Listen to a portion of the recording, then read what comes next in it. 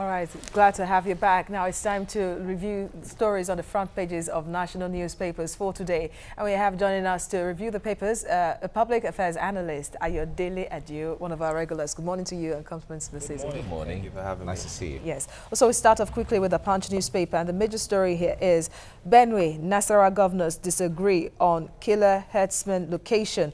Otom rejects cattle colonies, 2 policemen killed. NLC TUC demand arrest of serial killers. A lot is still trailing the killings of Benue people. Well, yes, I'm quite surprised that, you know, the Nasarawa state governor decided to pick a bone with the statement of the Benue state governor, who clearly said that a few people were hiding in Tongwa local government of Nasarawa state, a border town between Benue and Nasarawa, and in which they attacked the 2 policemen, you know, that they killed yesterday. And rather than look at the issues and try to nip these killings in the bud, you decide to pick a bone with the governor because he said that a few people are hiding out in Nasarawa.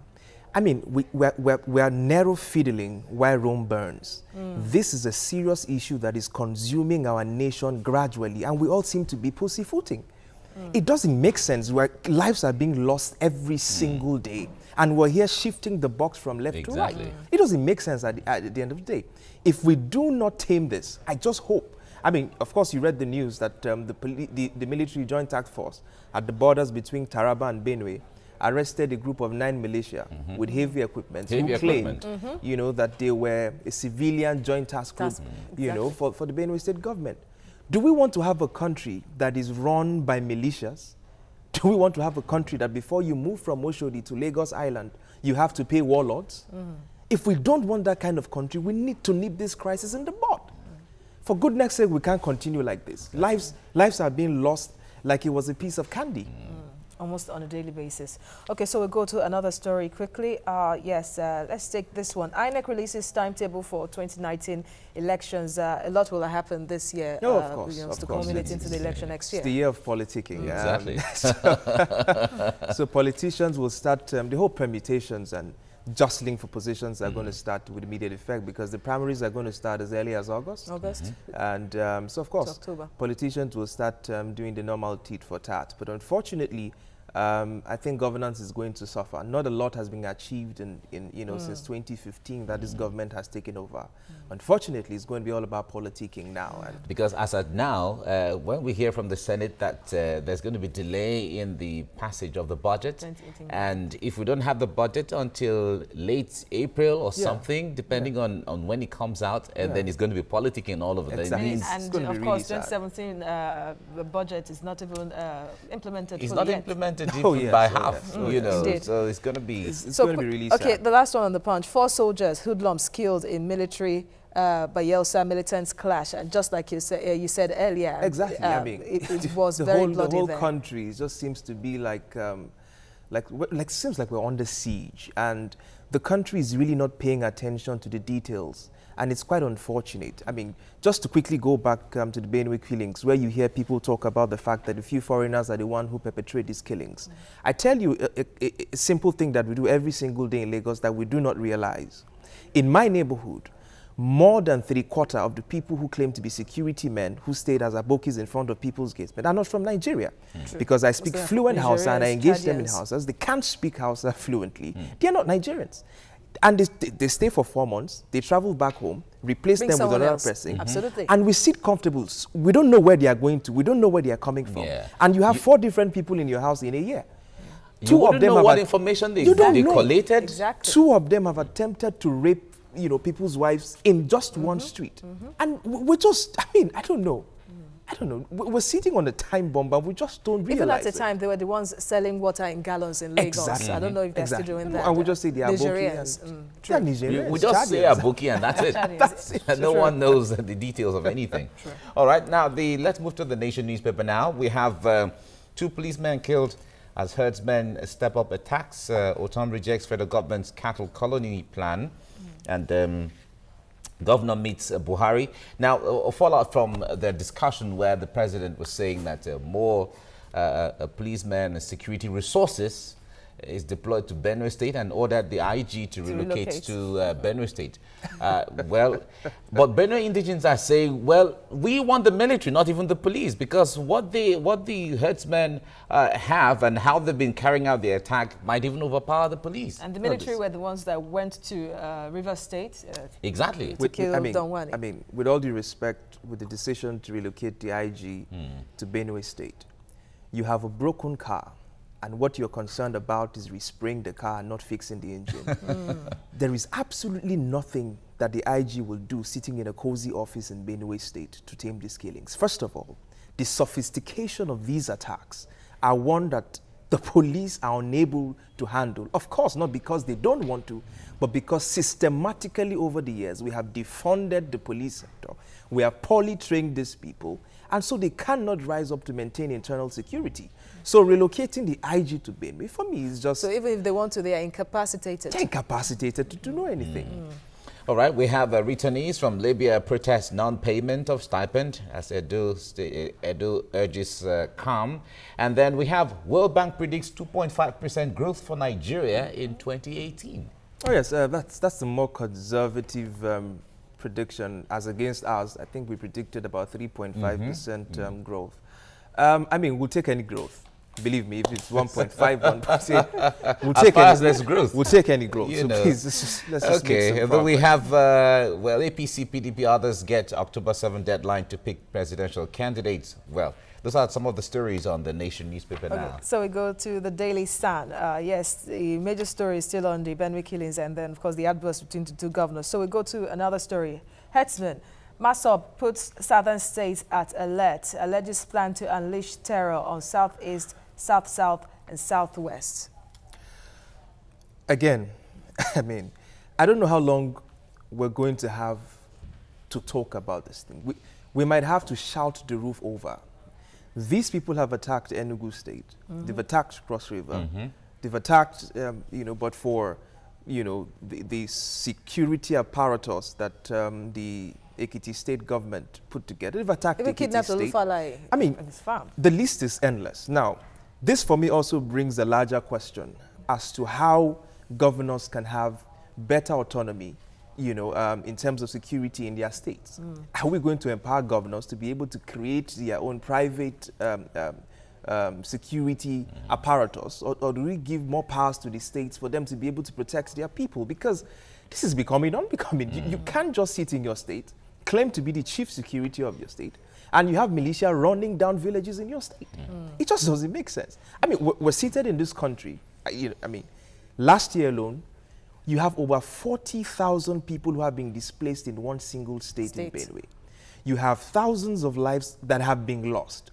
Yet we act like nothing happened. From their communities permanently. I mean, we're just acting like it's all well in this country. And here's the funny part and the most painful scenario of it all is that when 5 people die in France, you see Nigerians like you and I. My government sends condolence messages across. We stand in solidarity with people who die across the world. Yet thousands of your own, we say pray for. Thousands of your citizens are dying every day, and nothing seems to happen. Remember, you have soldiers who are from Benue.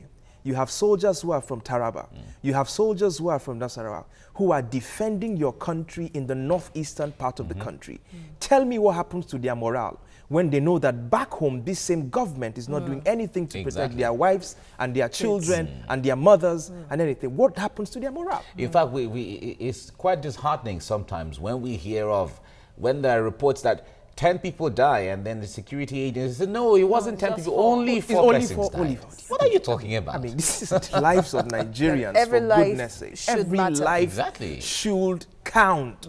But it just looks like the life of a Nigerian is not worth more than a nickel in the eyes of this government. And sadly now, yes, looking forward to 2019 from this, subsequently from this year now, you see activities moving towards politics. And that is what we are seeing on the front page. I hope, you know, of course I hope, I don't have any political leanings, but some people must have electoral consequences for the negligence that they have perpetrated. But some activists are already campaigning that people should start getting their PVCs. Exactly. Stop complaining, go out there and get your PVCs. Okay, in fact, in developing, in developing society or in developed societies, for any kind of mistake of this magnitude can cost you your next re-election. Oh yes, oh yes.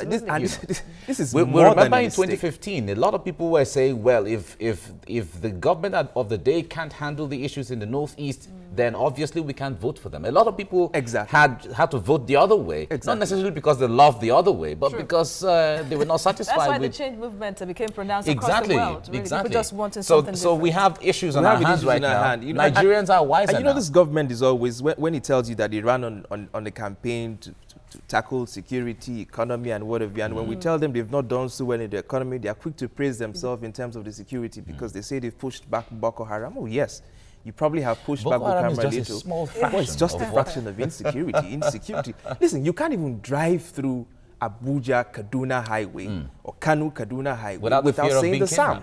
You have to be reading Psalm 51 while you're driving through that place. And of course, well, the government has somehow admitted that Boko Haram has not been defeated with the $1 billion. It's a problem everywhere in the country.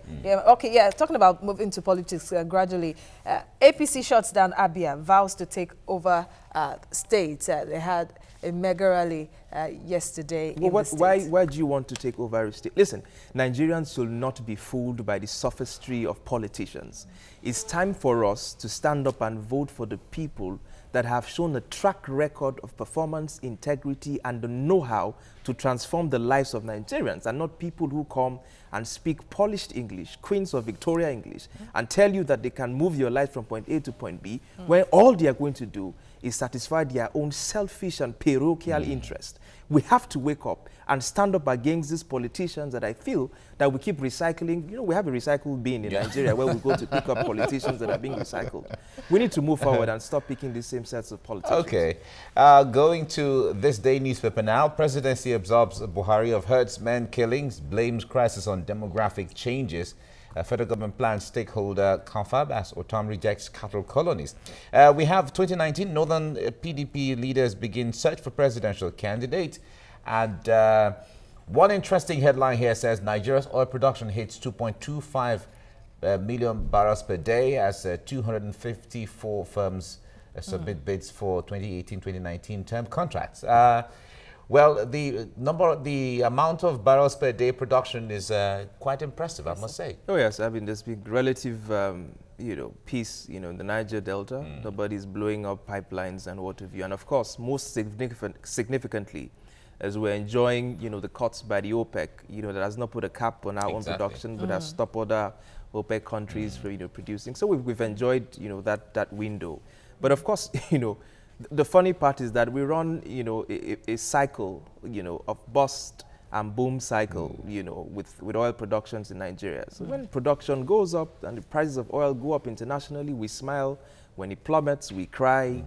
You can't run, an economy based on the bust and boom cycle. Because one would expect that at times like this is a time of boom, so to say. Our foreign reserve is increasing. It's about $40 billion. So infrastructure and all of those should be taken care of right now.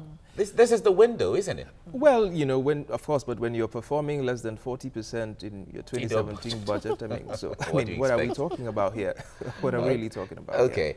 We have Senate tackles Malami over Maina, ask him what he has to hide. Directs committee to expedite probe. Well, this issue has been on for some days now. It was quite sad.